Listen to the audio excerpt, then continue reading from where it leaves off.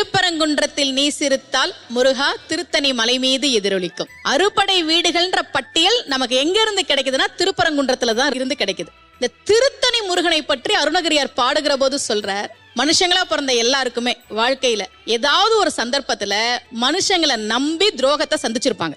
கண்டிப்பா யாருமே இல்லையே என் கூட, நான் நம்பின எல்லாரும் ஏமாத்திட்டாங்களே அப்படின்னு மனசுல விரக்தியோட தனிமையில எங்க போறதுன்னு தெரியாம நீ நடக்கும்போது அருணகிரியார் சொல்றார், திருத்தணியில் உதித்தருளும் ஒருத்தன் மலை விருத்தன துலத்தில் உரை கருத்தன்மையில் நடத்துகுகன் வேலே, தனித்து வழி நடக்கும் எனக்கு வலத்தும் இடத்தும் இரு புறத்தும்.